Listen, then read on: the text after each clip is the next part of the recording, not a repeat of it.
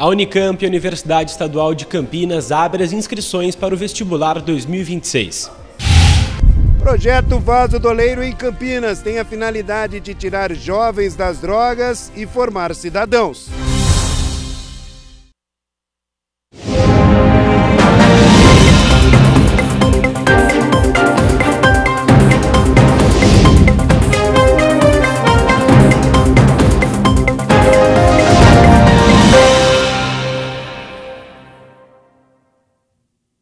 Olá, sextou, 1º de agosto de 2025, começa agora o Jornal Câmara Notícia, ao vivo, meio-dia mais 5 minutos. Muito obrigado pela sua companhia, pela sua audiência e participe. Vamos conversar nesta sexta-feira pelo número do nosso WhatsApp, 19 é o nosso DDD. Para você que é de Campinas e região, pode ir direto no número que já aparece aqui embaixo da sua tela, 978293776. Ou você pode enviar o seu elogio, uma crítica construtiva, o que você quer assistir aqui no nosso telejornal, apontando a câmera do seu celular para o QR Code. Atenção você estudante, hein, que vai prestar o vestibular da Unicamp, a Conveste abriu hoje o período de inscrições para o vestibular da Unicamp 2026. Pela manhã aconteceu uma coletiva de imprensa e quem vai trazer as novidades é o repórter Rafael Turati, que passou a manhã na universidade e traz agora as informações. Seja bem-vindo e boa tarde, Rafa. Boa tarde, Gabriel. Boa tarde a todos que nos acompanham no Câmara Notícia. É isso mesmo, eu estou aqui na Conveste, no campus da Unicamp, a Universidade Estadual de Campinas, porque hoje foi aberto o período de inscrições para o vestibular 2026, um dos vestibulares mais concorridos do país, do vestibular da Unicamp. E pela manhã eu acompanhei a coletiva de lançamento desta prova.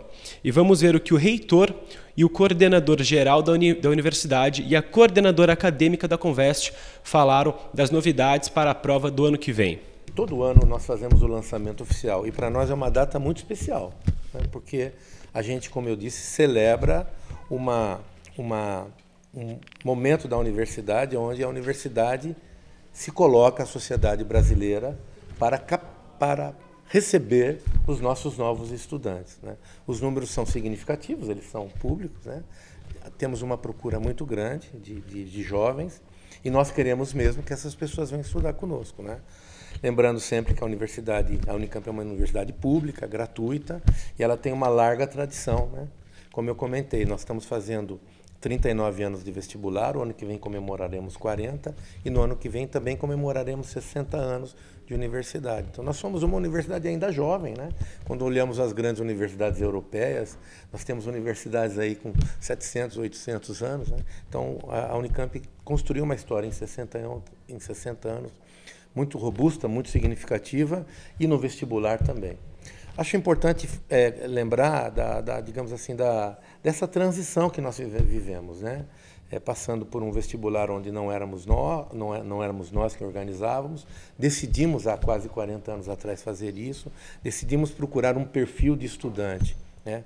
Que se preocupasse com as coisas que acontecem no mundo, que tivesse visão crítica, e foi um desafio enorme criar uma prova que fosse capaz de ser pública, cuidadosa, justa e, ao mesmo tempo, que tivesse condições de ter um método de correção.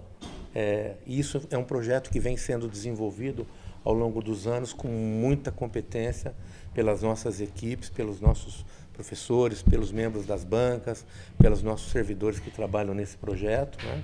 Pelos nossos técnicos, e é um motivo de grande orgulho para a universidade, né? E os avanços vocês conhecem, eles são públicos, né? Quer dizer, nós fomos aperfeiçoando esse projeto, mudando as nossas formas de ingresso, ampliando essas nossas formas de ingresso, e temos esse vestibular que é um vestibular muito, muito relevante, de que a Unicamp se orgulha muito. A gente busca alunos que sejam capazes de trabalhar o tempo todo, usando especificamente o raciocínio e a forma como esse raciocínio vai ser direcionado na resolução de problemas. Então, o que a gente pensa e a gente, na verdade, pratica é que a gente tem alunos que são alunos muito bons naquilo que se refere a o conteúdo profissional, o conteúdo técnico que é agregado a esse aluno durante o seu curso de formação, mas também ele precisa usar esse conhecimento técnico de forma crítica. Então, a universidade tem sempre esse compromisso de que os alunos, ao longo do tempo, vão evoluindo cada vez mais, tendo esse aspecto crítico da forma como que usa o conhecimento e de como o conhecimento pode impactar na sua atividade profissional e na sociedade. Então, isso é algo que a universidade persegue e vem perseguindo desde sempre. E isso se reflete imediatamente na forma como que a gente seleciona os alunos. Foi como a professora falou anteriormente, as provas, na verdade, elas exigem que você seja capaz de juntar uma série de informações que estão presentes nas questões e que, a partir de um raciocínio lógico, você consiga levar a uma conclusão. É muito interessante isso, porque eu fui, durante muito tempo, corretor de provas da área de Química, e a gente vê isso de uma forma muito clara. É que os alunos, inclusive, em alguns casos, conseguem ser mais criativos do que aquilo que a gente esperava. Porque a gente apresenta os problemas, tem mais ou menos uma ideia de qual seria a resolução que a gente poderia esperar, e isso, na verdade, é feito numa grade de expectativas, mas a gente se surpreende que tem muitos alunos que dão respostas que estão absolutamente corretas, mas que a gente não tinha pensado como alternativa. Então, isso mostra esse tipo de qualificação que a universidade vem buscando e que eu acredito que seja a razão do sucesso da gente ter avaliações no ENAD, em todos os pontos, que mostram a qualidade do ensino da universidade. Nós avaliamos, ao longo dos anos, a pertinência de todas as provas, inclusive das provas chamadas de habilidades específicas, que são para alguns cursos, ou seja, elas são provas para além das provas de múltipla escolha, primeira fase, e da prova aberta de segunda fase. Então, para o curso de arquitetura, que é um curso muito concorrido, inclusive, realizar as provas de habilidades específicas apenas em Campinas, porque seria logisticamente impossível fazer isso no Brasil inteiro, como nós fazemos com as demais provas, então nós decidimos que, a partir de estudos sobre as formas de avaliação dos estudantes, o perfil dos estudantes com essa prova de habilidades específicas e sem essa prova de habilidades específicas, fazendo simulações, nós percebemos que nós conseguiríamos manter a qualidade da avaliação e, portanto, o perfil de aluno ingressante. E decidimos, então, eliminar esta prova na concordância com a avaliação dos próprios componentes do curso. Então, nós não vamos ter, considerando que as demais formas de avaliação já são capazes de dar conta da seleção dos candidatos a esse curso. E sobre a diminuição das questões no dia 2 da fase 2, da segunda fase, ela tem a preocupação relacionada com o perfil da nossa prova, que é uma prova que exige bastante leitura. Não é só uma prova em que você escreve uma resposta objetiva na segunda fase, mas você precisa, muitas vezes, analisar um gráfico, comparar com o texto escrito, produzir uma resposta que demonstre um raciocínio, que argumente numa certa direção, que estabeleça uma resolução de um problema. Isso demanda tempo. E a gente achou que era mais importante dar um pouco mais de tempo para os candidatos, para que eles pudessem responder de forma mais adequada, mais pertinente, e a gente pudesse avaliar, portanto, de maneira mais qualitativa esses candidatos na segunda fase. E aí nós tiramos, de forma equitativa, 2 questões de cada grande área de conhecimento. Bom, Gabriel, a gente pôde acompanhar as principais novidades do vestibular 2026 da Unicamp. E então vamos reforçar, lembrando que para o ano que vem, a universidade oferece 2.520 vagas em 69 opções de cursos em diversas áreas como biológicas e saúde, humanas e artes, exatas e tecnológicas. E as inscrições podem ser feitas pela internet na página da Convest até o dia 1º de setembro. Agora, sobre o pagamento. O pagamento pode ser efetuado até o dia 8 de setembro e o valor da taxa é de R$ 221. E agora sobre as provas de habilidades específicas. A de música acontece entre os dias de 15 a 30 de setembro.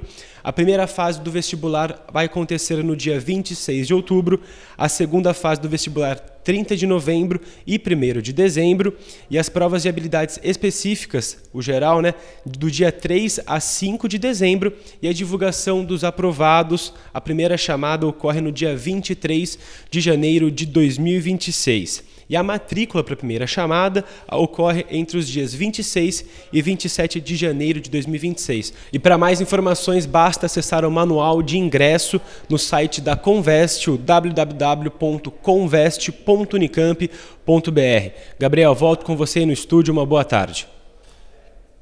Boa tarde, muito obrigado, Rafael Turati, pelas informações. Quero agradecer também, claro, a disponibilidade do tempo com a nossa equipe, do Paulo Montanher, que é o reitor da universidade, do Fernando Coelho, que é o coordenador, e da Márcia Mendonça também, que é coordenadora, com todas as explicações aí da Convest sobre o vestibular, e boa sorte desde já a todos os estudantes.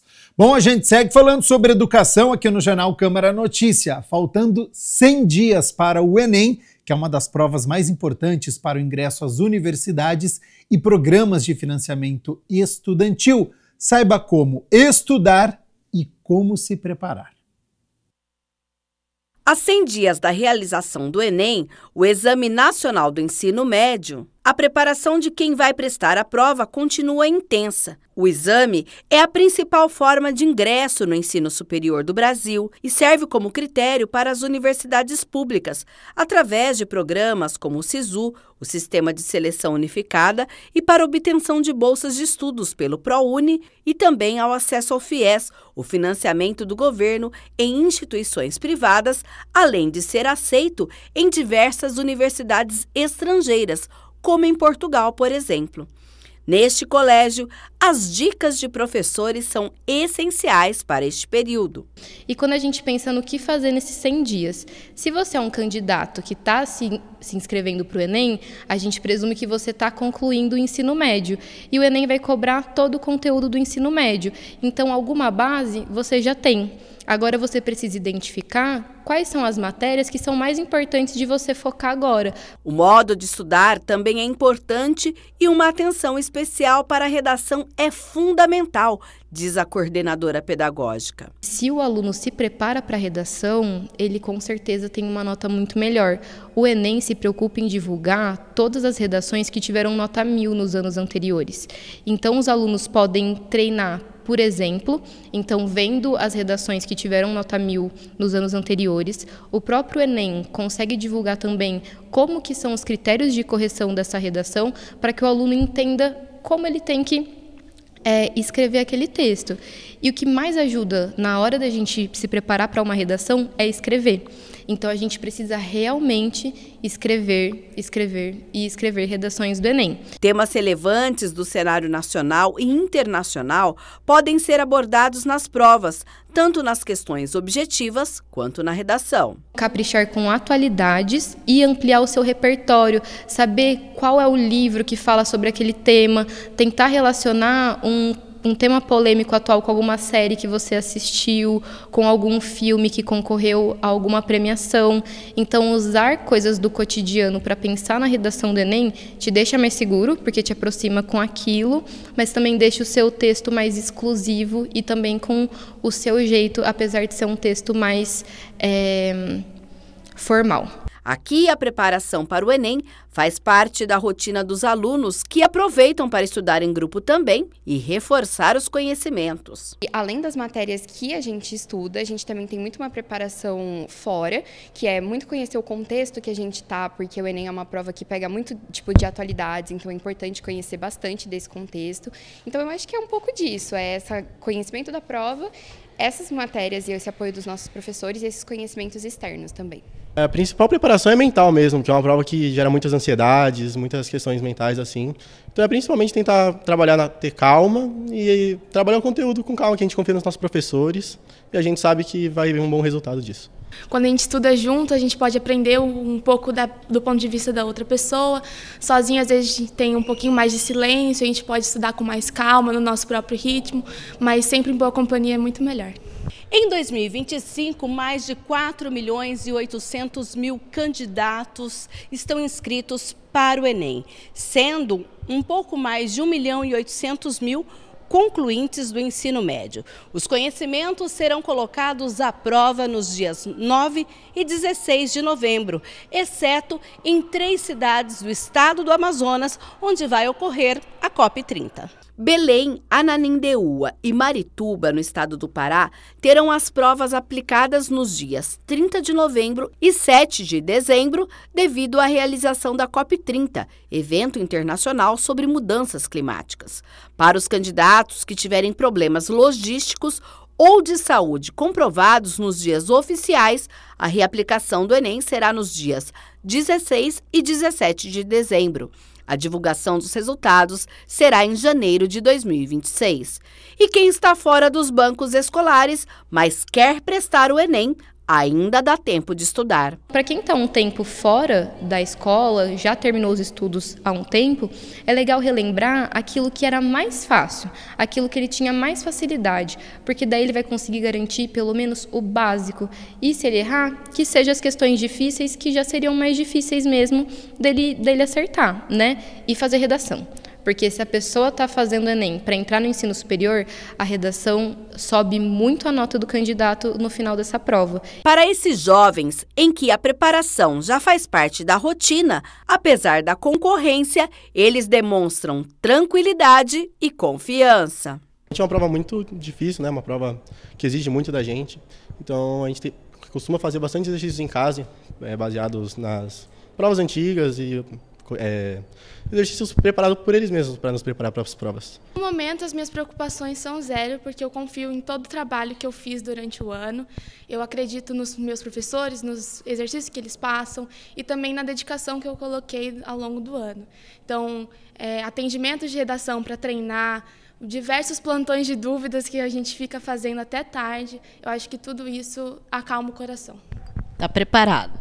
Eu acredito que sim. A gente estuda bastante, mas a gente também encontra as nossas brechas para conseguir sair com os nossos amigos, porque é muito importante também relaxar, porque manter a cabeça constantemente na prova, nos estudos, acaba te cansando muito e às vezes você fica mais cansado para a prova do que necessariamente preparado para ela. Como o Enem é uma prova extensa, ele requer também do candidato bastante controle emocional. Então, nesse momento, faltando cada vez menos tempo para a prova, a gente precisa achar o equilíbrio entre o estudo, o descanso, o lazer. A gente precisa cuidar das nossas emoções, a gente precisa reconhecer o que deixa a gente nervoso, o que deixa a gente estressado, para na hora da prova a gente saber como lidar com isso, para isso não se tornar um imprevisto ou um problema. O leite materno é o primeiro e mais poderoso alimento de um ser humano. E agora, em agosto, ele ganha destaque na campanha que mobiliza profissionais da saúde, instituições e famílias. O Agosto Dourado. A maternidade de Campinas participa dessa mobilização com uma programação especial e emocionantes histórias de vida. Acompanhe. Agosto foi instituído no Brasil como o mês do aleitamento materno. A escolha da cor dourada não é por acaso. Ela representa o padrão ouro de qualidade do leite materno, o alimento mais completo para o início da vida.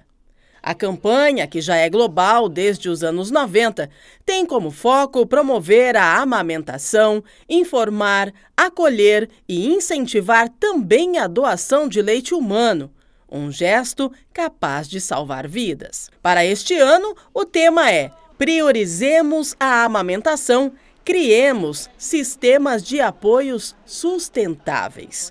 E na maternidade de Campinas, o Agosto Dourado ganha destaque com uma programação especial voltada à valorização do aleitamento materno. Durante o mês de agosto, do dia 1º até o dia 6, nós teremos palestras para os nossos colaboradores, com colegas que a gente convidou do estado e até de fora, e teremos ações internas também com incentivo, pensando que a equipe multiprofissional de todos os colaboradores, eles devem ser participantes desse processo de incentivo à amamentação. Quando a gente faz essas campanhas de conscientização, tudo que já existe vem à tona.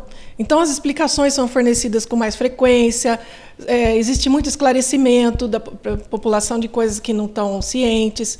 Então, ajuda muito, aumenta realmente o número de doações. E isso é importantíssimo para nós.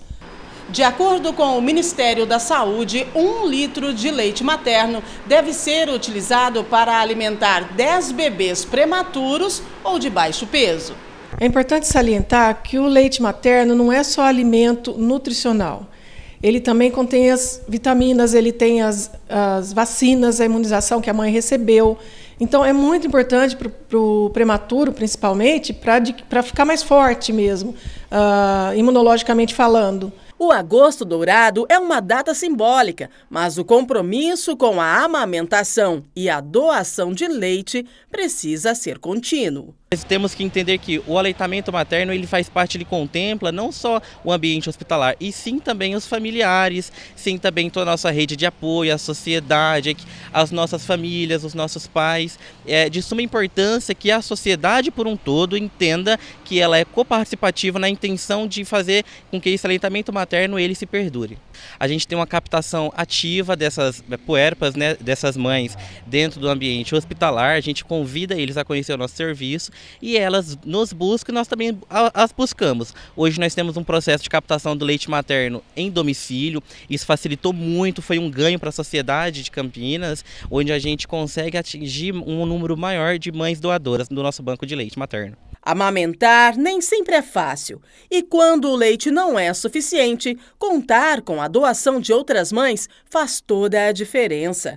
Stephanie está com a filha internada na UTI neonatal da maternidade e ressalta a importância do acolhimento, da doação e da humanização. Porque, na verdade, muitas mães têm problemas na amamentação, né? Então, aqui o Banco de Leite eu vejo que eles acolhem muito a gente. Eu passei por um momento muito difícil, uma cesárea de emergência, teve algumas complicações e minha nenê nasceu prematura. Então, faz mais ou menos uns 15, 20 dias que eu tô vindo aqui tirar o leite para minha nenê, né? E é uma experiência, assim, muito boa, né? Porque, às vezes, a nossa nenê tá lá, a gente tá em casa, o coração fica apertado. Então, é um vínculo que a gente tem, né? Que a gente consegue criar com a nossa nenê que tá lá, né? E também oportunidade, né? Se a gente tiver bastante leite, de ofertar para as outras nenês também que precisam. A minha produção hoje, assim, ela não é muito alta, então o banco de leite também proporciona o leite das outras mãezinhas para minha bebê, né? Então eu acho que é isso muito importante, é um vínculo muito grande também que a gente consegue fortalecer, né? Reconhecida internacionalmente pela UABA, Aliança Mundial para a Ação em Aleitamento Materno, a maternidade de Campinas segue com a responsabilidade e o compromisso de manter o selo de excelência, reafirmando todos os dias que apoiar o aleitamento é salvar vidas.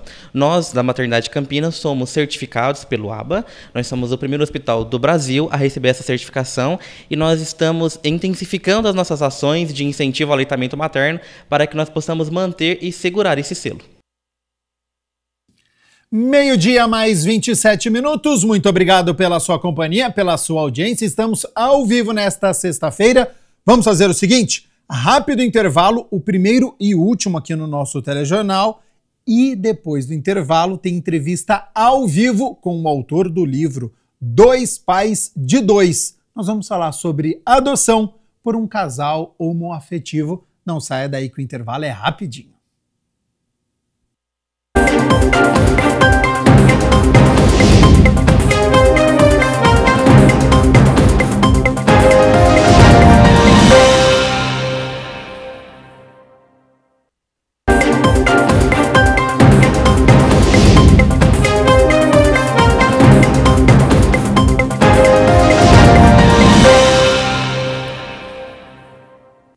Meio-dia mais 32 minutos, muito obrigado pela sua companhia, pela sua audiência. Estamos ao vivo nesta sexta-feira, Jornal Câmara Notícia. E olha só, segundo o Sistema Nacional de Adoção e Acolhimento do Conselho Nacional de Justiça, desde 2019, 23.918 crianças e adolescentes foram adotadas. Destes, 1.535 por casais homoafetivos, o que corresponde a 6,4%. E preste atenção neste dado, viu? No Brasil, cerca de 4.500 crianças esperam por adoção. E do outro lado, 35 mil pessoas cadastradas para conseguirem esta adoção. Para saber sobre as burocracias, como foi o processo, sobre preconceito e também sobre o livro Dois Pais de Dois. Eu converso agora com o Rafael Escrivão Sorrigoto, ele que é pai do Alan e do Davi. Então, Rafael, primeiramente, muito obrigado pela disponibilidade do seu tempo, ter aceito o convite para participar aqui do Jornal Câmara Notícia. Vou querer saber a dinâmica dessa casa aí dos 4 rapazes, viu? Seja bem-vindo e uma boa tarde. Obrigado, uma boa tarde para vocês também. Obrigado pelo convite e pelo espaço de falar num tema que é tão importante e que as pessoas às vezes sentem certa distância, né? Porque o tema da adoção a gente vai atrás quando pensa nisso e aí não sabe nem muito por onde começar. Eu quero adotar, o que eu faço? Não existe um manual, né? Exatamente, eu sei que é a dúvida de muitas pessoas, ainda mais sobre o processo, né, aqui no Brasil. Acho que muitas já viram reportagens, então é importante você citar também como foi este seu processo, se foi muito burocrático, se foi rápido, se tem aquela lista, você está lá no fim, de repente você já está lá no começo. Então você vai falar bastante sobre este processo e também sobre o livro. Antes, o Rafael, me conte um pouquinho da sua história, se você sempre teve o sonho de ser pai, se era um desejo, e quando você e o Luciano, com quem você é casado, decidiram entrar nesta fila da adoção. Esse desejo da paternidade sempre rondou minha cabeça. Assim, desde pequeno, meus desenhos infantis era eu me imaginando grande, assim. Eu me imaginava eu, um cachorro e crianças. Assim. Então eu sempre me imaginei muito sendo pai e tudo mais. E aí quando nós somos do interior também, eu vim de São Carlos e a gente estudou em Bauru. E quando a gente se mudou para São Paulo, meio que o relacionamento oficializou no sentido de tomar uma proporção mais séria e tal. E aí a gente começou a sondar esse assunto. E aí, por volta de 2014, quando a gente estava recebendo as chaves do nosso primeiro apartamento, que veio essa vontade, agora eu estou com um apartamento, posso pensar em, de repente, ir atrás disso. E aí a gente começou a se organizar em relação à adoção, mas já era um assunto que rondava aí a casa há um certo tempo, sabe? Sim. E como é que está este processo de adoção aqui no Brasil? É muito burocrático? Na sua visão, tem que ser mesmo, já que é uma decisão muito importante para todos os envolvidos? São realizadas entrevistas, visitas? Quanto tempo demorou este processo, Rafael? A burocracia é muito padrão, tá? Não muda muito de casal homoafetivo, casal heterossexual ou mesmo uma pessoa sozinha que queira adotar. O processo burocrático inicial é o mesmo, que são aquelas análises de documentos, entrevistas com assistente social, psicóloga e tal, para que o seu perfil seja colocado no que eles chamam da fila da adoção. Então você só entra para essa fila da adoção depois de mais ou menos uns 10 meses que você passou por esse processo, que é mediado pela Vara da Infância e da Juventude. E claro, assim, acho que não tem como negar que esse processo é muito importante, apesar de, sim, um pouco demorado, mas a gente tem que garantir o melhor atendimento possível para as crianças que estão abrigadas, né? Então, assim, tem que entender que já existe um trauma nessa criança e a gente tem que, tanto quanto possível, evitar mais questões. Então, tudo quanto a gente puder fazer para proteger essa criança, acho que é muito bem-vindo. E aí esse processo se justifica, digamos assim.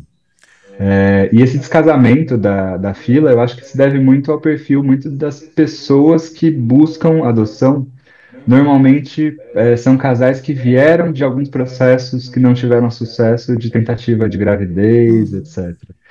E aí fica esse desejo de ter um filho recém-nascido, né? E aí é o perfil, claro, mais difícil de encontrar. Então, acho que grande parte da rapidez que foi o meu processo, né, de adoção dos meninos, foi por conta disso. Eu não tinha essa barreira de querer fazer questão de um recém-nascido, e eu aceitava irmãos. E aí isso acabou agilizando bastante o processo depois que a gente entrou na fila. Como foi a preparação para receber os seus filhos? Mentalmente, mas fisicamente, porque muda a estrutura de uma casa também, né? Completamente. A gente organizou literalmente a casa, um espaço, enfim, para recebê-los, até porque nesse meio tempo tinha uma visita da assistente social para conhecer a casa, para entender se de fato eu poderia receber a criança e tudo mais. Mas não só isso, assim, muitos livros lidos, filmes, grupos de apoio à adoção é algo que mudou as nossas vidas, assim. Você ter contato com outras pessoas que estão no processo de adoção, outras pessoas que já adotaram, até para você não aumentar o problema que você está vivendo. Às vezes você acha que é algo muito gigante e o outro já passou e não, é tranquilo, segue em frente e vai. Então, acho que foram questões que para a gente foi muito importante. E principalmente aí depois que eu fui enxergar a preparação física como é importante também, porque eu perdi 12 quilos nos primeiros 4 meses de adoção, de tanta ansiedade. Sim, Aquela coisa de você querer dar conta de tudo, sabe? Sim. Eu quero trabalhar, eu quero garantir que as crianças estão bem, e aí você fica preocupado, não dorme direito. Eu perdi 12 quilos. Eu tô num processo muito parecido, viu, Rafael? Porque o meu filho tem 10 meses também e eu já tô correndo atrás dele. E aí todo mundo fala sobre isso. Nossa, você emagreceu. Eu falo, eu tô correndo atrás do meu filho. Não é fácil, né? Criança, no seu caso. Já a gente vai saber a idade do Alan e do Davi. Mas não é fácil realmente, fisicamente há essas mudanças, né? Toda a preparação para casa, mentalmente, né? Essa questão da ansiedade, tudo isso, eu acho que é muito legal, é muito bacana. E como que a sua família e a do Luciano reagiram? A partir do momento que vocês, não sei se vocês anunciaram que vocês estavam entrando na fila de adoção, mas quando receberam os seus filhos? Sim, sim. Acho que mudou completamente a relação mesmo, porque acho que torna aquela coisa de ok, você vai virar avó. E aí os avós quiseram se aproximar muito, assim. Tá. Eu tinha uma certa questão com a minha família, com meus pais, em relação a aceitarem o relacionamento e tal. E a questão dos filhos foi engraçado que foi uma virada de página total, assim. Então a minha mãe quis abraçar a ideia de ser avó e esquecer toda a questão que ela tinha em relação ao nosso relacionamento. E hoje, assim, você olha, você não fala que ela tinha qualquer questão com o relacionamento. A vozona super. E as crianças também, acho que quebram o gelo de qualquer relação, né? Então acho que foi muito legal para todo mundo, assim. Que bacana, ajudou então a unir novamente a família, o Rafael. Sim, sim. Ótimo.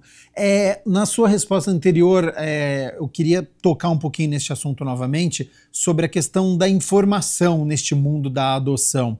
Você entende que uma pessoa que não tem tantas condições, na sua visão, conseguiria passar por todo este processo? Porque tem a questão da idade, que tem uma idade mínima, da capacidade, dos documentos, da preparação, da entrevista. A análise da vara da infância, ela em momento algum vai levar em conta que você precise dar uma vida de rei para o seu filho. Assim. Às vezes as pessoas crescem muito essa questão, né, de achar que eu preciso pagar uma escola, que eu preciso pagar Não precisa, assim. A vara da infância, ela faz uma análise muito assim, você usando os serviços públicos, se você daria conta de ter uma casa que abrigaria bem essa criança, com qualidade de vida, etc. Que você conseguiria se dispor no seu dia a dia de trabalho e tal, para poder participar ativamente da escola, de reuniões, de coisas do tipo. Acho que essa parte de disponibilidade, acho que é até mais importante do que a questão financeira, que às vezes as pessoas têm tanto receio, sabe? Então, a vara entende muito que a gente usa, sim, os serviços públicos e isso nos suporta bastante, assim. Ótimo. Como que chegou a notícia que o processo estava encerrado, que vocês poderiam ir ao encontro do filho, e se foi adotado na mesma época, né? O Alan e o Davi, eles estavam juntos, vieram para sua casa no mesmo dia, ou tem algum processo que são dias diferentes, às vezes um tempo? Não, eles vieram juntos. Eu estava trabalhando na época, eu trabalhava no escritório, enfim, normal, assim, das 9 às 6 e tal. E aí me ligaram, e parecia uma ligação de sondagem, assim, como que você tá? Como que tá o Luciano? Vocês estão trabalhando? E era uma época que estava um pouco em crise, assim. E aí eu pensei na hora, eu falei, acho que ela deve estar sondando porque tem muita gente perdendo emprego e tal. E aí ela deu uma respirada fundo, então, eu tenho um perfil aqui para vocês, são 2 irmãos e tal. E ela ficou contando um pouco da história deles para entender se existiu interesse da gente conhecer mais a respeito. Mas principalmente com uma certa delicadeza, porque o mais velho, que é o Alan, ele estava fora do perfil que eu tinha selecionado. Então a gente tinha selecionado que o mais velho teria até 6, 7 anos. E ele já tinha 10 para 11. Tá. E aí eu brinco que foi a última coisa que ela falou e desligou o telefone, quando já estava com a visita marcada. E aí no dia seguinte eu fui então lá pro fórum, a gente foi lá pro fórum e ficamos muitas horas lá conversando com assistente social e psicóloga, para elas contarem tudo que elas tinham de informação para nos passar a respeito da história deles, etc. E a gente ir dando esses passos, assim, de, tá, eu quero seguir. Até que no final dessa conversa, ela convidou a gente para ir lá no abrigo onde eles estavam, porque eles estariam chegando da escola, era final da tarde, tipo 5, 6 da tarde, para a gente ir lá, não se apresentar como pretendentes de adoção deles em específico, mas para a gente se apresentar como voluntários que foram lá visitar, e que a gente iria lá brincar com as crianças, etc. E a gente criou uma rotina, então, lá nesse abrigo. Por uma semana a gente ficou indo todos os dias lá, para criar essa rotina com as crianças, brincar e aos poucos se aproximar um pouco mais dos dois. E só depois de uma semana que a gente chamou eles para conversar, para contar que a gente estava lá para adotar os dois. Ótimo.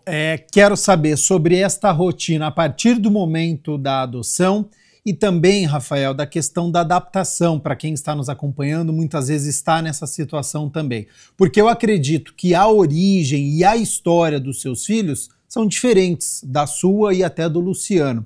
É preciso ter um afeto, uma capacidade de compreensão e de acolhimento? Como é que é esse momento a partir do momento da adoção? A gente, nos primeiros 3 meses, principalmente, a gente teve um apoio muito grande da própria Vara. Então, a psicóloga do fórum, ela ligava pra gente nos primeiros dias, todos os dias, depois dia sim, dia não, depois uma vez por semana, para ir acompanhando mesmo e dando esse suporte do tipo, eu tô fazendo certo, eu preciso mudar em alguma coisa. Mas acho que o principal pra gente foi contar com uma rede de apoio, assim, porque é uma mudança muito grande do dia pra noite. Pra gente foi questão de 30 dias entre a ligação e os meninos irem para casa. Então foi muito pouco tempo para amadurecer a ideia, digamos assim.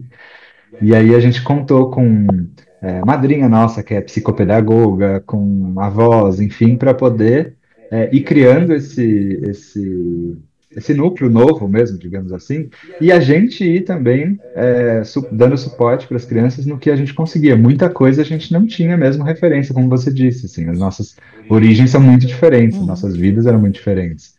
Então, a gente, claro, começou a se aproximar de um monte de outras histórias, de outras pessoas que a gente nem tinha contato até então, para conseguir trazer mesmo outras referências para as crianças, né?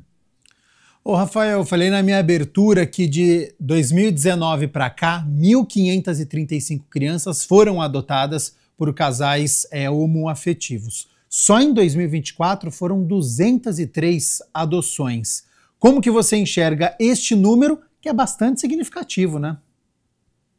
Sim, sim. É um número que tem crescido bastante, assim, inclusive quando a gente adotou em 2015, a gente não tinha referência alguma, isso foi tão difícil pra gente, porque a gente queria levar os meninos, sei lá, para passear e encontrar outros pais, e a gente não tinha referência, não conhecia ninguém.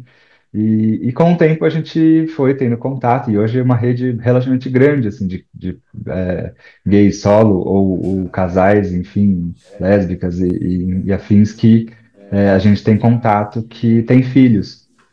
Eu acho que vai desmistificando muito e trazendo para esse lugar mesmo de por que não, né? Sim. Porque acho que por muito tempo a gente foi meio que imposto, obrigado a pensar que não, você não pode ter.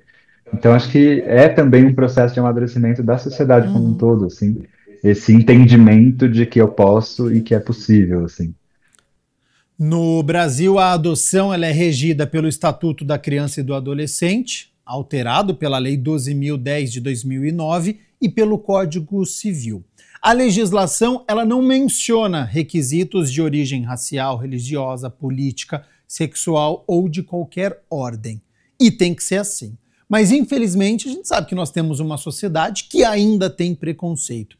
Ô, Rafael, em algum momento neste processo, esse era um receio seu, do Luciano? Você passou por alguma situação? Esse acho que foi mais um receio não realizado, digamos assim, porque a gente realmente nunca passou por questões. Eu entendo que, por um lado, porque a gente vive numa bolha, que acho que São Paulo, estado e cidade principalmente, a gente vive um cenário que é muito favorável no sentido de você ser aceito e tudo mais. Eu tenho bastante contato, por exemplo, com a minha família do interior e tal, e a gente sente bastante diferença assim, quando a gente está lá e quando a gente está aqui, de olhares estranhando, enfim. Mas eu acho que o principal que a gente passou, sim, e ainda é uma questão, e a gente vive conversando com alguns casais que ainda vivenciam isso, é a questão de documentos mesmo. Então, sei lá, você vai preencher um documento novo de CPF e aparece lá, não aparece filiação, aparece pai e mãe. E aí você tem que ir lá no Poupa Tempo e discutir. Não é assim, porque eu fico imaginando o meu filho daqui 10 anos, 15 anos, ele perdeu um documento, daí ele coloca o nome da mãe. Pera, não vai ter nome da mãe. O que ele vai colocar, sabe? Então, eu acho que a questão burocrática foi mais complicada até do que a questão social, assim. Em algum momento você conversou com os seus filhos sobre a dinâmica da família com 2 pais? Sim, sim, acho que antes mesmo de fato deles virem para casa, a gente já teve essa conversa no sentido de é uma família diferente, assim, acho que tem as coisas muito iguais a qualquer casa, mas acho que a gente não consegue muito fugir do olhar curioso, enfim, de fora, para principalmente preparar eles e tal. E a gente teve até um episódio engraçado, assim, no primeiro aniversário que a gente fez do mais velho, que era logo depois do início do ano. Ele já estava fazendo 11 anos, então é uma idade que os pais não vão mais com as crianças para a festa e tal. E a gente montou a festa para as crianças da sala, e de repente chegaram todos os pais com todos os irmãos, porque todo mundo queria saber como que era essa família que era diferente.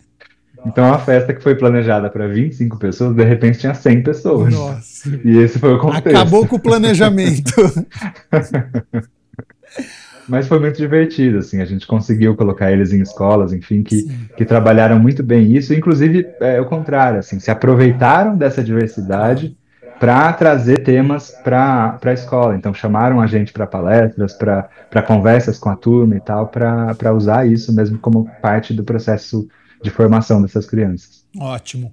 Como e quando surgiu a ideia de lançar o livro Dois Pais de Dois? Isso veio desde o primeiro dia, assim, que eu protocolei os documentos, quando a gente falou, não, vamos adotar, eu comecei a escrever um diário, e aí eu fiz digital, né, que era um blog, e aí eu colocava tudo lá, desde livro que eu li, como que foi a entrevista, todo o processo, justamente porque eu não tive essa referência, que eu brinquei no começo lá de não ter manual, eu não tive esse manual. E aí eu falei, não, eu vou de repente escrever esse blog para ajudar alguém que possa querer pensar em adotar no futuro. Quando eles já tinham chegado, os meninos, eu continuei escrevendo sobre esse processo de adaptação e tudo mais.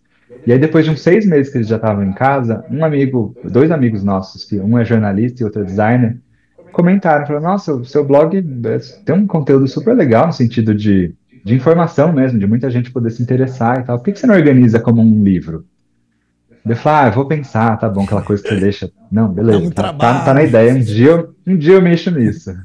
Pois 3 meses depois, eu fiquei de cama, fiquei com uma hepatite, 3 meses de cama, falei, tá bom, entendi o recado, vou escrever o livro. E aí eu sentei e escrevi o livro.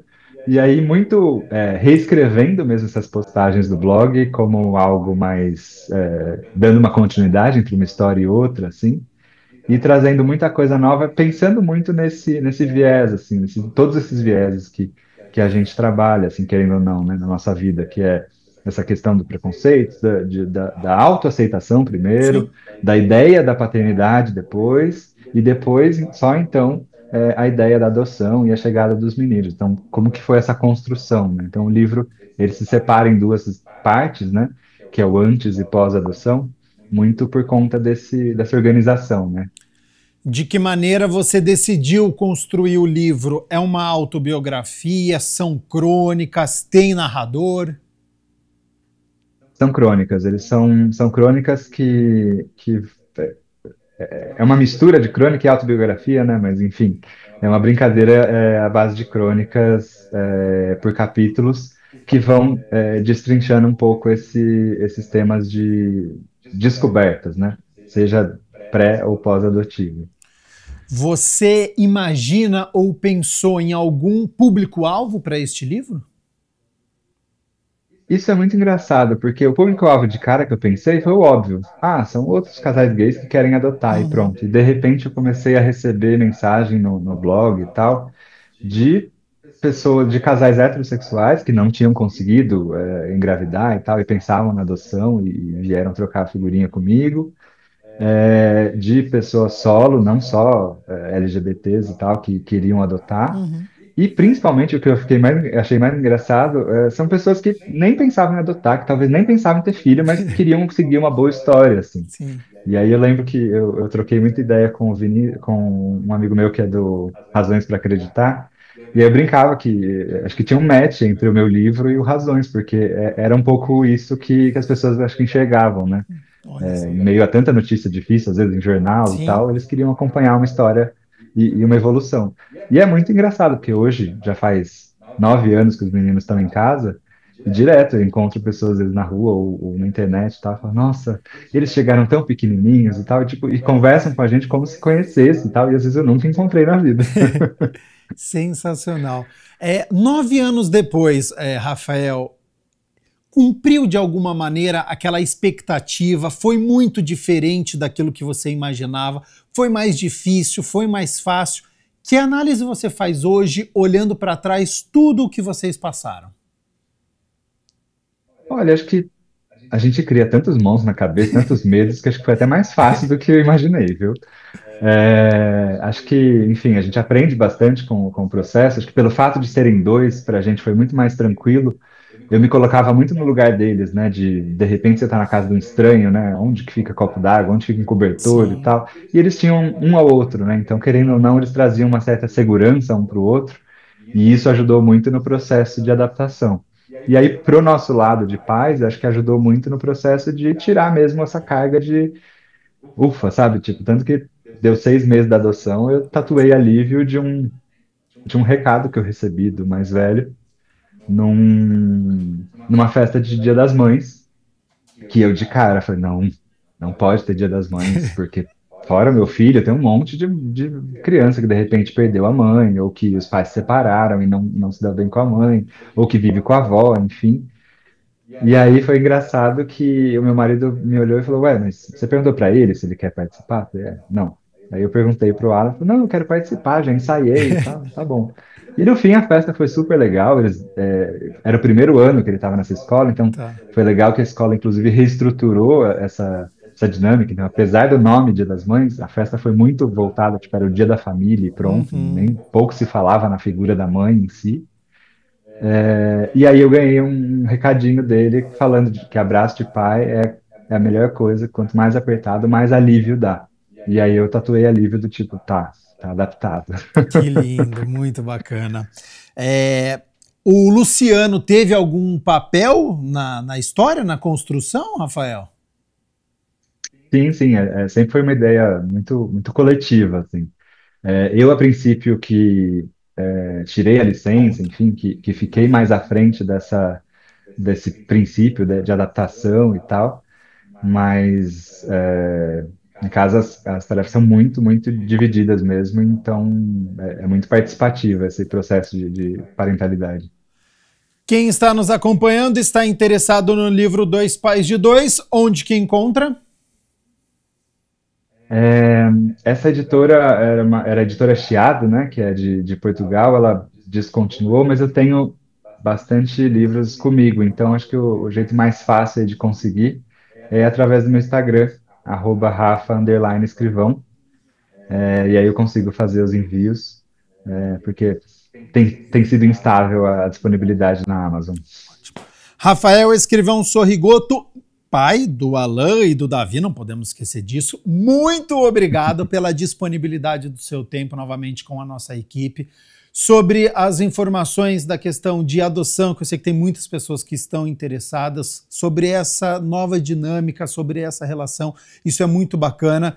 Então, agradeço novamente, já faço um novo convite, lançou um novo livro, entre em contato, a nossa equipe conversa com você, você retorna até o Jornal Câmara Notícia e fica aberto aí para suas considerações finais.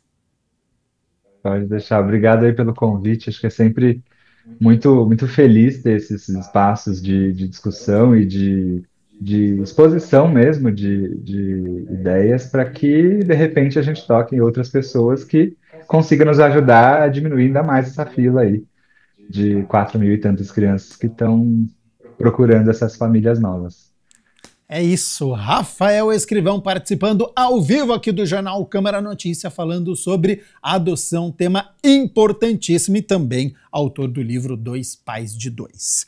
12h mais 58 minutos, a gente segue aqui com o Jornal Câmara Notícia, hora das notícias do Legislativo, viu? Em meio aos desafios enfrentados por tantos jovens em situação de vulnerabilidade, nasceu uma iniciativa que tem transformado vidas por meio da educação, do esporte e da fé.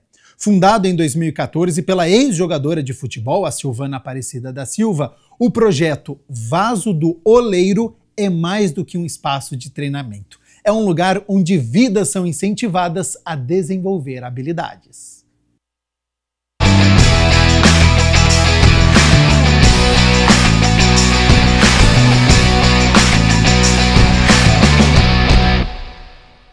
A bola rola com esperança no coração da periferia de Campinas, no Jardim Novo Campos Elíseos. O projeto Vaso Oleiro está transformando a vida de jovens por meio do futebol. Fundadora do projeto, Silvana tem uma história que inspira. Esse projeto surgiu através da minha história, né? Sou ex-jogadora de futebol, joguei em Limeira, joguei no Guarani e em outros times também. E fui expulsa por causa de drogas. Fui expulsa das escolas.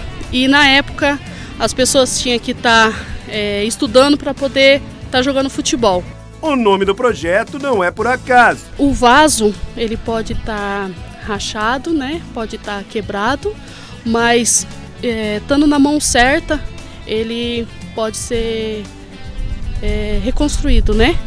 E assim foi eu. Eu era um vaso quebrado, destruído, e nas mãos do oleiro, que Deus, ele está transformando a minha vida.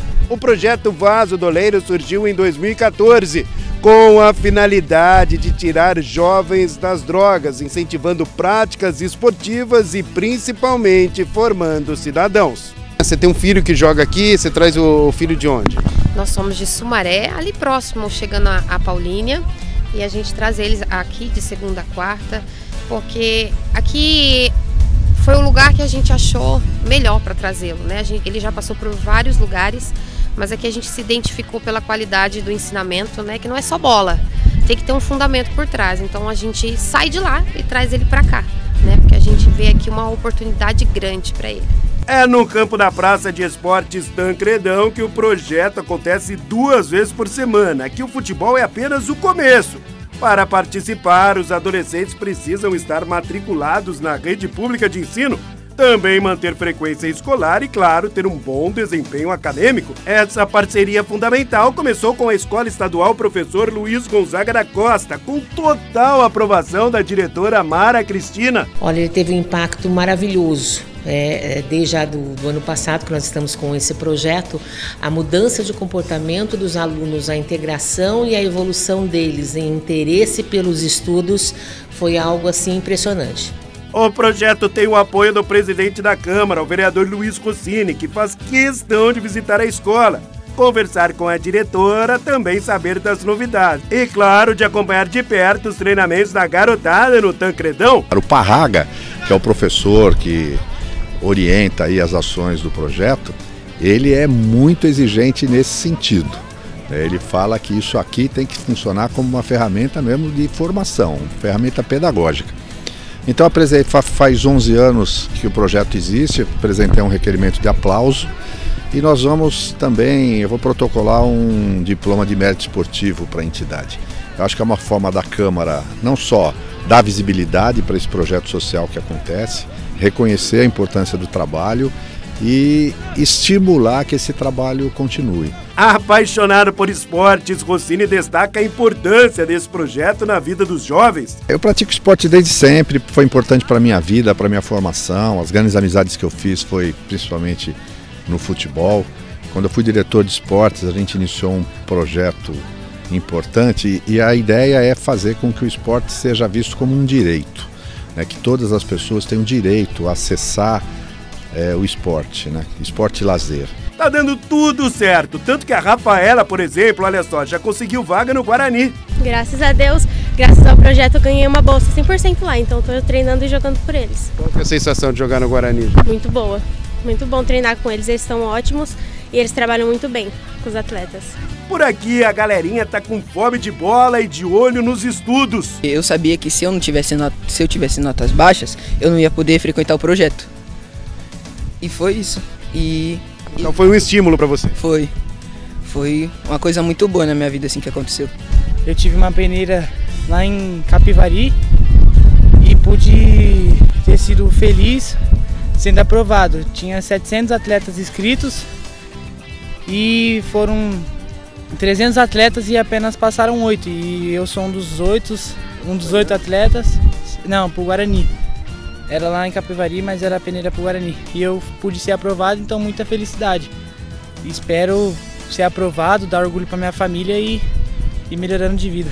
Pedrinho, por sua vez, talvez receba uma chance de jogar na Espanha. Você sonha em jogar no futebol do exterior? Sim, sonho a jogar futebol.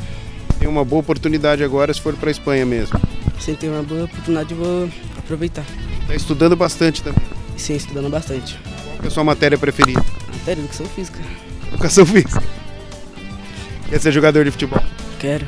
O mais importante é ter consciência, adquirir maturidade na vida. Olha só essa declaração, a coerência do Otávio. Desde aqui ele já ensina muito bem o que a gente vai ser, o plano B, por causa que não é sempre, né, que você consegue virar jogador.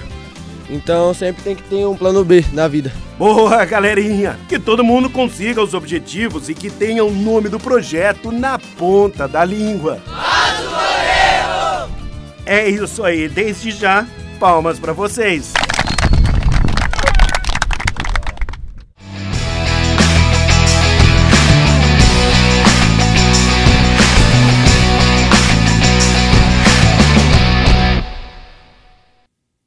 Presidida pelo vereador Gustavo Peta, a Frente Parlamentar em Defesa do IAC, o Instituto Agronômico de Campinas, já alcançou resultados positivos neste primeiro semestre do ano. O objetivo da frente é defender esse e outros institutos de pesquisa como patrimônios da cidade. Um dos temas que a frente debateu aqui na Câmara foi o tombamento da Fazenda Santa Elisa, sede histórica do IAC e que até então estava na lista de privatizações do governo do estado. O vereador Gustavo Peta, presidente da Frente Parlamentar em Defesa do IAC, o Instituto Agronômico de Campinas, fez um balanço positivo dos trabalhos realizados pela frente no primeiro semestre de 2025. A Frente em Defesa do IAC foi criada com apoio de outros parlamentares diante da ameaça de venda da Fazenda Santa Elisa, sede histórica do Instituto, como parte do plano de privatizações do governo estadual. Esse é um assunto que nós nos engajamos e que nós tivemos bons resultados. Nós começamos um ano com a Fazenda Santa Elisa, parte da Fazenda Santa Elisa que é administrada pelo IAC, colocada no rol de áreas públicas que seriam vendidas pelo governo do estado. Nós criamos a frente para fazer a defesa dessa área. Nós fizemos aqui reuniões com diretores do IAC, ex-diretores, servidores, pesquisadores, com o IFAM, diretor regional de São Paulo do IFAM esteve conosco, com várias outras áreas e pessoas envolvidas para discutir a defesa desse patrimônio da cidade. As frentes parlamentares são responsáveis por promover o diálogo com a população, instituições e representantes da sociedade sobre os temas propostos pelos vereadores. Em março deste ano, por exemplo, a frente debateu sobre o processo de tombamento da Fazenda Santa Elisa, com a presença de representantes do IFAM, o Instituto do Patrimônio Histórico e Artístico Nacional, do Instituto Fazendas Paulistas e da Associação dos Pesquisadores Científicos do Estado de São Paulo. Em maio, o governo do estado abriu mão oficialmente da venda da Fazenda Santa Elisa. Com o objetivo de preservar o patrimônio, o IFAM já incluiu a área no projeto da Rota do Café. A tentativa do governo do estado era vender uma área que é um patrimônio que carrega história científica, pesquisa, uma área ambiental também importante, para a especulação imobiliária. Então nós fizemos esse movimento e nós continuamos com essa frente, mas nós já tivemos nesse semestre um recuo por parte do governo do estado. Então Nós consideramos que a frente já foi vitoriosa, porque a frente ajudou a articular um movimento contrário à venda. Mas a frente continua sendo uma necessidade para a gente defender, ser vigilante em relação ao patrimônio, mas também defender, junto ao governo do estado, mais a infraestrutura por IAC. É um instituto muito importante para a pesquisa, principalmente na área da agricultura, mas também em outras áreas, e que deve ser preservado e também apoiado e ampliado do ponto de vista da sua capacidade de realização de pesquisas no local. Além dessa conquista pela frente, Peta quer avançar com mais ações.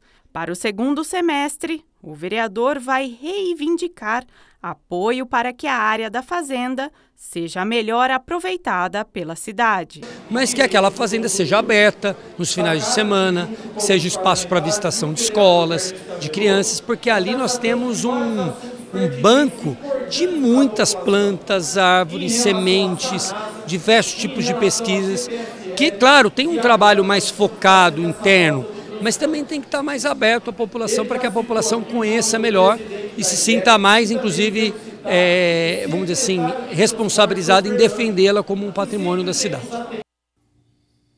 A Câmara de Campinas encerrou o primeiro semestre com avanços importantes na construção de políticas públicas voltadas à sustentabilidade e à cultura de paz. As ações foram coordenadas pelo vereador Marcelo Silva, que lidera a frente parlamentar comprometida em contribuir com os debates da Conferência do Clima da ONU, a COP30. A Frente Parlamentar em Apoio à Paz e à Sustentabilidade, presidida pelo vereador Marcelo Silva, encerrou o primeiro semestre de 2025 com uma série de iniciativas voltadas à construção de políticas públicas alinhadas aos objetivos da Conferência das Nações Unidas sobre Mudanças Climáticas, a COP30. A gente já fez 3 encontros. São encontros de estudos, né, que nós estamos elaborando ideias, propostas. Já temos um projeto de lei que foi protocolado aqui na casa, justamente surgiu desses nossos encontros. E o nosso foco, o nosso objetivo é levar para a COP30 as políticas públicas do nosso município que podem fazer frente à paz, à sustentabilidade, que a gente sabe que hoje o mundo está gritando, o mundo necessita de hoje. E eu falo, nada mais justo do que nós começarmos na nossa cidade a darmos esse exemplo. E Campinas, claro, como vocês sabem, é uma cidade culturalmente muito rica, ela dá exemplos para as outras cidades. Então, eu acredito que nós sejamos aí, talvez, a única cidade que vai levar esse tipo de proposta, né? Porque a gente fica muito no âmbito do Estado, no âmbito da União. Para o segundo semestre, estão previstas novas reuniões e a apresentação de projetos de lei voltados à consolidação dessas práticas no município. A gente sabe as condições climáticas, o que está acontecendo, as enchentes. Então, se a gente começar fazendo aqui a nossa lição de casa e reverberar isso para outro estado, tenho certeza que a gente vai dar uma resposta convincente e condizente aí com o tamanho de Campinas. Além da articulação política, o grupo se prepara agora para elaborar um documento técnico com diretrizes baseadas nas experiências de Campinas. Esse material será apresentado como contribuição da cidade à promoção da sustentabilidade e da paz na região amazônica. A gente vai fazer encontros ainda em agosto, setembro e outubro. São mais 3 encontros e aí levarmos aí uma carta, né, elaborada aí a várias mãos para a COP30.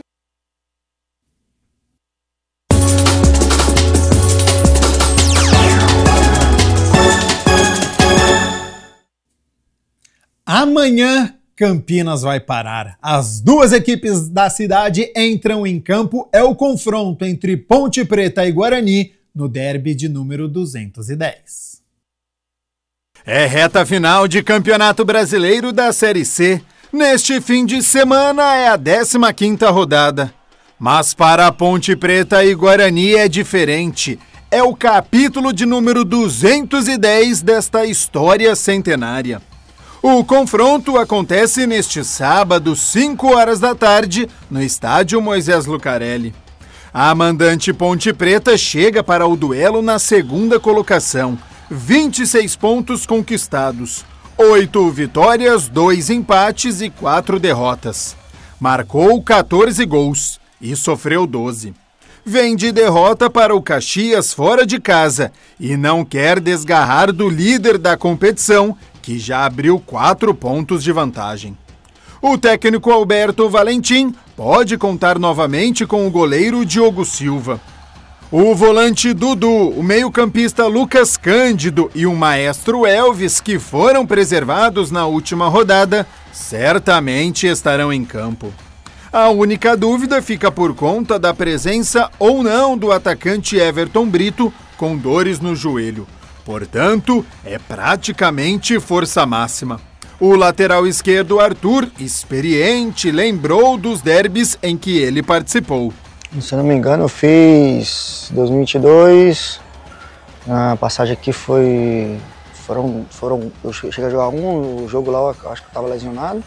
23 foram 2, a gente perdeu lá, empatamos em casa. E esse ano a gente ganhou em casa. Então são 5, né? São 5 derbys, acho que 2 vitórias, 1 empate e 1 derrota.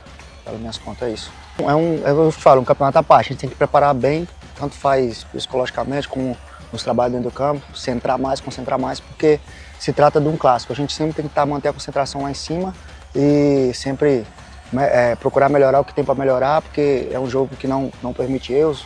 A gente tem que sempre manter a concentração e entender que se trata de um jogo, de um derby, de uma final. A gente sempre vai entrar respeitando, mas a gente sabe que a gente está em casa, a gente sabe que a gente tem que buscar um resultado que não pode ser outro se não ser a vitória. O visitante Guarani chega para o duelo na 12ª colocação, 16 pontos, 4 vitórias, 4 empates e 6 derrotas. Marcou 10 gols e sofreu 13. O Bugre demitiu o técnico Marcelo Fernandes na última rodada após a derrota para o Náutico e precisou correr para contratar o Matheus Costa, que chegou na segunda-feira e trabalhou durante toda a semana para conhecer o elenco e montar uma nova equipe. O zagueiro Alan Santos foi liberado pelo departamento médico e deve ser presença na zaga bugrina. Quem se juntou ao elenco principal foi o japonês Ryuta Takashi, que chegou em março e até agora só disputou partidas pela Copa Paulista e deve ser opção no banco de reservas para o treinador. O Bugre não tem desfalques por conta de suspensão, então também chega com praticamente força máxima. O lateral esquerdo Emerson, um dos destaques da equipe, abordou a chegada do novo treinador e a importância de uma vitória no derby. A nossa expectativa é a melhor possível, né? A gente está focado, está pilhado para o clássico, a gente sabe da importância que tem, né, ganhar um clássico, ainda mais na situação que nós estamos.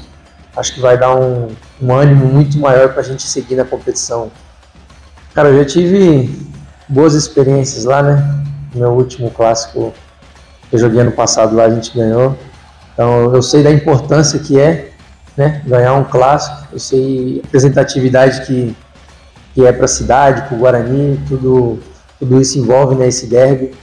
E eu acredito que o grupo está muito focado, a gente vai fazer um trabalho intenso, muito forte, porque a gente vai para conquistar um resultado positivo. A gente teve o primeiro contato com ele já, né? Ele passou já as ideias dele, se apresentou, passou a maneira que ele gosta de jogar. Acredito que foi muito positivo, a gente compreendeu muito bem. A gente vai ter essa semana para trabalhar, ele vai poder implementar, ser mais efetivo no que ele gosta, né? Vai ser mais incisivo e eu acredito que a gente vai chegar bem. É um bom treinador, ele tem boas ideias, ele tem um leque muito grande, né, de opções. Então acho que a gente vai chegar firme. Bom, as equipes chegam de forma diferente, né, para este confronto. A Ponte esteve o tempo todo no G8 da competição, é a vice-líder, está brigando para ficar próximo à liderança. Enquanto o Guarani conseguiu sair da lanterna, da zona de rebaixamento, mas não consegue entrar no G8, que é aquela zona de classificação à próxima fase. Demitiu o treinador na última rodada, então deu a última cartada aí para tentar nas últimas rodadas subir de vez na tabela. É derby, tudo isso é teoria e amanhã às 5 horas da tarde as equipes vão definir os futuros na Série C e escrever mais um capítulo desta história o derby de número 210. E claro que na segunda-feira a gente conta a história desta partida. 1h mais 18. Além do derby, além de futebol, tem muita cultura aqui na cidade para você que não gosta de futebol. Então, olha, tem show, tem festival, tem teatro, tem estreia no cinema e muito mais que você confere a partir de agora na nossa agenda cultural.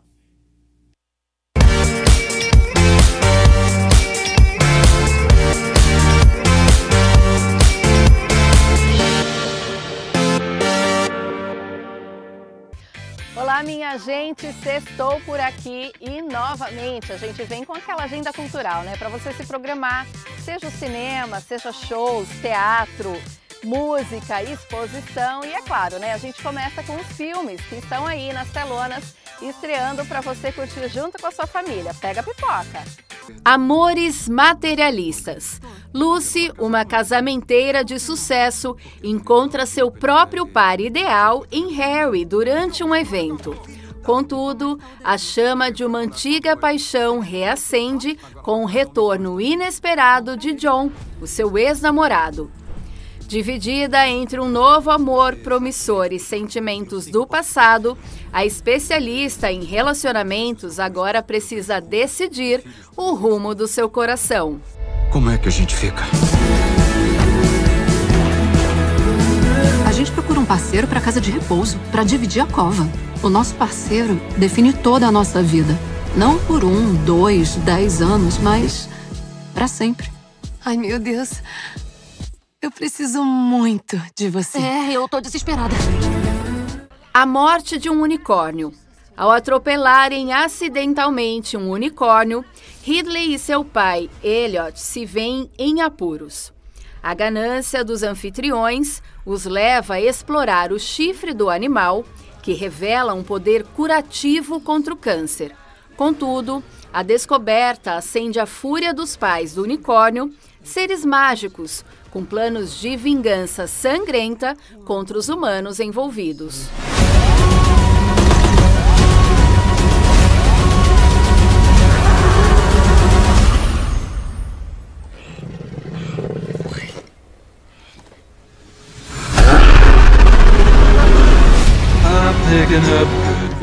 Athena.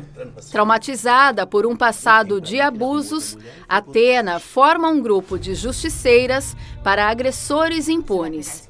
Enquanto o repórter Carlos investiga suas ações, Athena descobre o paradeiro de seu pai. Movida por uma sede de vingança pessoal, ela embarca em uma jornada sem limites que desafia a moral e a justiça. E a gata tem nome? Athena. Nome de guerreira.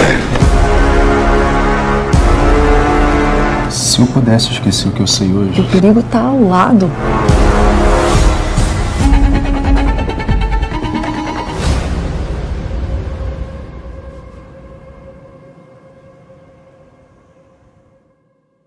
Foi tu que pediu.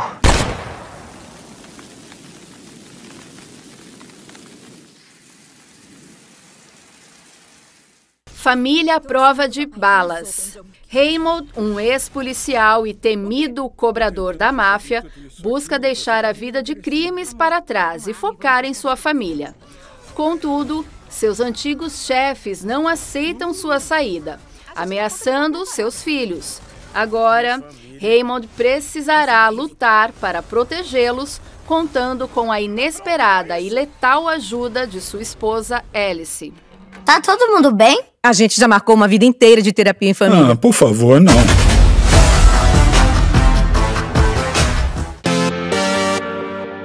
Pelanza e Emo Elve se apresentam nesta sexta-feira, às 8 da noite, no Vibes, em Americana. Eu sei, não vou me meter em encrenca, mas a saudade aumenta se você não vem. No sábado, é a vez de Enlace se apresentar a partir das 4h30 na Casa de Cultura Fazenda Roseira, em Campinas. Guilherme Scafandro se apresenta também neste sábado, às 8 da noite, no Rudras Café, em Campinas. Pra escalar semente, o sol se tô nesse banquete vegetal. Tiro o chapéu pra clorofila, penduro no galho mais próximo. A sombra fresca é o manual da vida. E tem rock and roll na área. Capital Inicial faz seu show no sábado, às 9 horas da noite, na Rede Eventos, em Jaguariúna. São águas passadas, escolha uma estrada e não olhe pra trás. E é claro que quando a gente fala de cultura, música e shows, a gente não pode esquecer já da tradicional Mostra Jazz Campinas. É a 11ª edição que acontece aqui na Concha Acústica do Parque Taquaral, e a gente vai saber com o Arthur Amaral, que é o criador desse belíssimo evento, como é que vai ser esse ano, o que tem de novidade. Parece que vem Big Band por aí, hein? Fica de olho. Olá, eu sou Arthur Amaral, produtor da Zumbido Cultural, que é a organizadora da Mostra Jazz Campinas. E eu tenho o prazerzaço de convidar todos para a abertura, neste sábado já, da 11ª edição da Mostra Jazz Campinas. É o festival de jazz da cidade, que acontece desde 2015 consecutivamente a cada ano, né? Já é uma parte já esperada do calendário cultural da cidade. Além do apoio do vereador Gustavo Peta e dos pequenos apoiadores, comerciantes e tal, local, a gente tem também, conta com o apoio do Sindicato dos Petroleiros de São Paulo e apoio da Prefeitura Municipal de Campinas, Secretaria de Cultura e Turismo de Campinas. E todos esses locais que vão ter espaços públicos, né? A Praça do Valpato na abertura dia 2 e 3 de agosto, o Cis Guanabara dia 8 e 9 de agosto e o encerramento aqui na Concha Acústica no dia 10 de agosto, a gente conta com praça de alimentação, a gente conta com cerveja artesanal, a gente conta com vinhos e recreação também, né? Área Kids, né? Espaço para as crianças, menos aqui na Concha. E aí a gente, esse ano, a diferencial também que a gente tem na programação, por isso que a gente tem mais shows gratuitos, a gente tem a parceria com o Cis Guanabara, com a Unicamp, a gente vai fazer apresentações na sexta e no sábado, no dia 8 e no dia 9 de agosto, onde teremos 3 apresentações na sexta, 5 apresentações no sábado, tudo gratuito. E encerrando na Concha Acústica aqui com Fred Jorge, grande figura, grande DJ, com toda a importância no cenário campineiro, fazendo uma discotecagem refinada de jazz e vertentes aqui a partir das 3 da tarde. Em seguida a gente recebe a Americana Jazz Big Band com toda a sua magnitude, né, e maestria.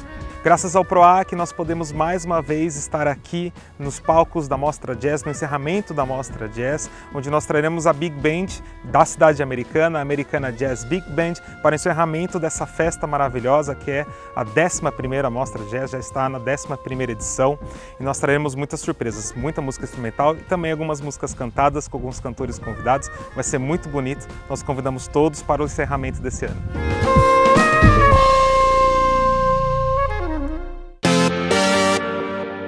Retrospectiva C100 faz 16. É isso mesmo, domingo, a partir das 2 horas, no Auditório Swiss Park, em Campinas. Radoja, uma comédia friamente calculada. A apresentação será neste sábado, às 8 da noite, e no domingo, a partir das 6 da tarde, no Teatro Castro Mendes, em Campinas. As angústias põe pra lá, os pesares vou guardar, o melhor é agitar, chama a Bósnia e vem pra... A exposição Da Raiz à Pele, de Márcio Elias Santos, estará disponível até o dia 20 de setembro, de terça a sexta-feira, das 9 da manhã até às 6 da tarde, no Museu de Arte Contemporânea de Campinas, o MAC. E tem também a exposição Cidades Invisíveis de Corina. Também fica até o dia 20 de setembro e o horário é o mesmo, de terça a sexta-feira, das 9 da manhã até às 6 da tarde, no MAC Campinas. Bora! Balé de Londrina há 30 anos. Isso mesmo, sexta, sábado e domingo tem apresentação. Sexta e sábado, a apresentação começa às 8 da noite. No domingo, começa às 7 da noite e vale a pena conferir. Na Estante com Clóvis. Clóvis Moura, intelectual brasileiro, comprovou que a resistência negra organizada causou o colapso da escravidão, refutando o mito da passividade das pessoas escravizadas. Seu método uniu materialismo histórico e análise documental. Sua contribuição evidenciou a dialética raça-classe na formação do Brasil, demonstrando o racismo estrutural. De terça a sexta-feira, a partir das 8 da manhã e até as 9h30 da noite. Sábado e domingo, começa às 9h30 da manhã e vai até às 6 da tarde na Biblioteca do Sesc. A entrada é grátis, livre empréstimos de livros mediante a apresentação da credencial do Sesc. Gambiarra, soluções imaginárias para o amor com Cora Lasso, coreografia. Neste solo de dança, Cora pergunta o que o amor move e como mover com amor. Na busca por inventar soluções imaginárias para problemas tão imaginários quanto reais, a dança se constrói em fluxo de improvisão e descoberta, explorando as respostas oficiais. Sexta-feira, a partir das 8 da noite, no Teatro Sesc. A classificação é a partir dos 14 anos. Ingressos à venda pelo app credencial Sesc SP ou pela bilheteria da unidade. Intervenção Olhar por Elas, com Kelly Santos, artista de dança. Olhar por Elas traz no gesto, na dança, no canto e na oralidade a narrativa de Oiá, divindade iorubá associada ao vento, às águas e ao fogo. A mulher da mutabilidade que se transforma em borboleta e búfalo, a senhora do tempo que traz a brisa e a tempestade, a guerreira sagaz que maneja a espada, a flecha e o eruexim. Sábado, às 4 horas da tarde, na área de convivência do Sesc. Claro, entrada livre. Espetáculo de circo Mix Dux. O espetáculo leva ao público uma seleção dos melhores números da companhia Circo Dux, apresentando o resultado de uma pesquisa cênica com mais de 20 anos de trabalho continuado. Palito e Lucas, artistas extraordinários, desafiam as leis da natureza em um show repleto de adrenalina, risada e surpresas incríveis. Será neste sábado, a partir das 3 da tarde, no Espaço Arena do Sesc. Feira Preta Pocket. A feira é um projeto de celebração e fomento à cultura e ao empreendedorismo periférico negro e também da economia criativa. Participam da feira pessoas empreendedoras selecionadas no curso Feira Preta Cria. Novas vozes, novas economias. Neste domingo, a partir do meio-dia e vai até às 5 da tarde, no Espaço Multiuso. Entrada franca. Intervenção de dança com Jongo Dito Ribeiro e Jongo de Piquete. O Jongo Dito Ribeiro e o Jongo do Piquete são duas comunidades que representam a resistência e a preservação das tradições afro-brasileiras, especialmente a manifestação cultural do jongo, um símbolo de resistência, união e ancestralidade. A apresentação será neste domingo, a partir das 3 da tarde e até às 5 da tarde. Aonde? No Espaço Multiuso do Sesc, com entrada gratuita.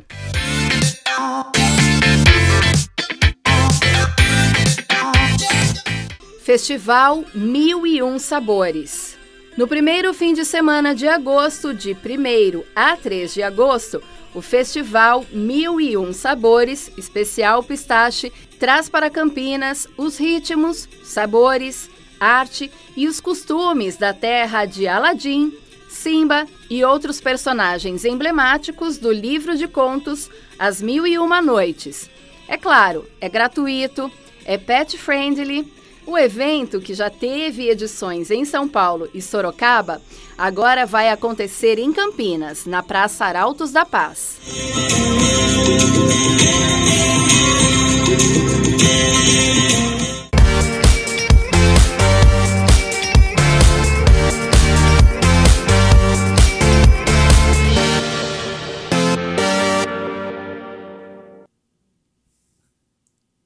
1h mais 32.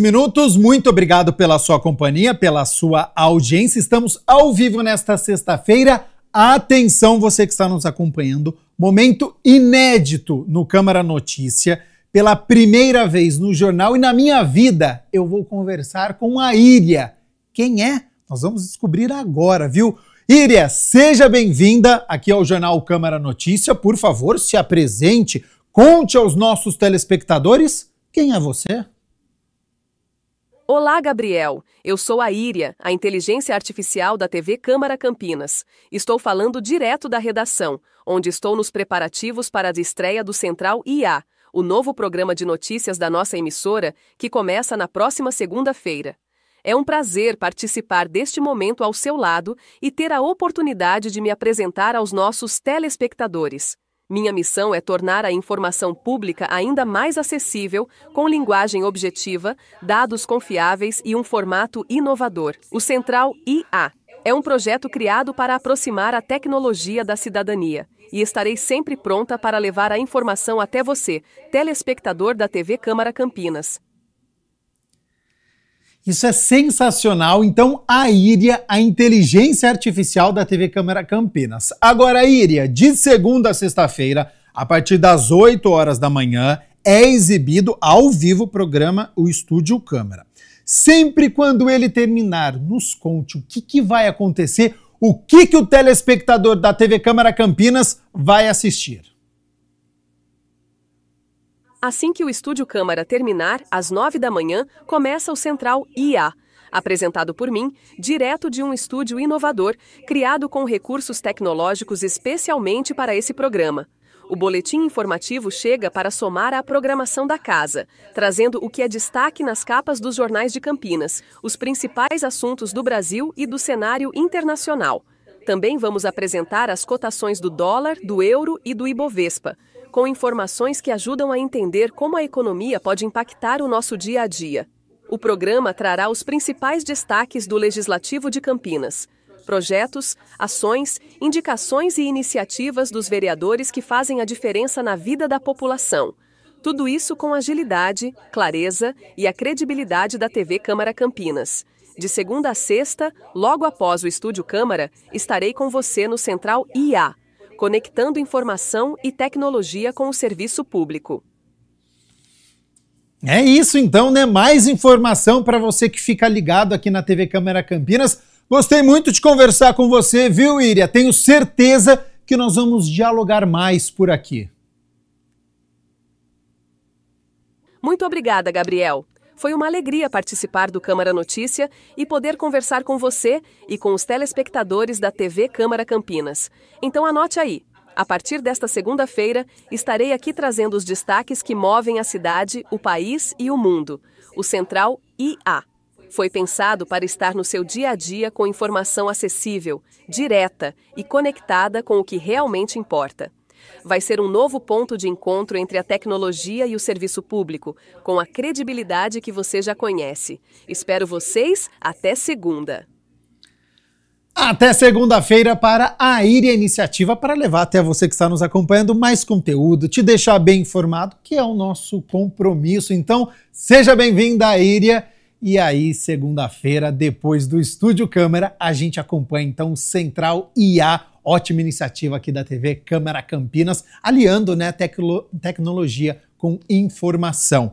Bom, 1h mais 36, agora é hora de conferirmos a previsão do tempo para este fim de semana.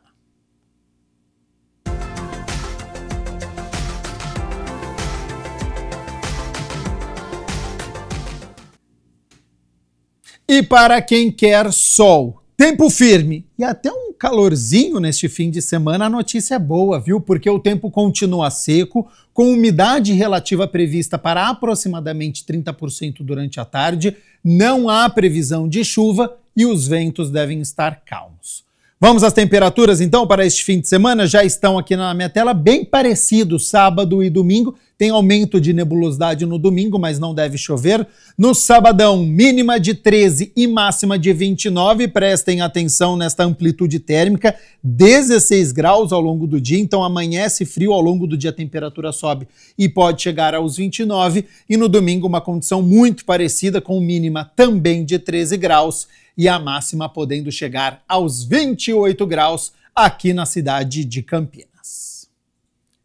O Jornal Câmara Notícia fica por aqui. Muito obrigado pela sua companhia, pela sua audiência. Continue na nossa programação. Ótimo fim de semana e o Jornal Câmara Notícia retorna na segunda-feira. Até lá. Tchau, tchau.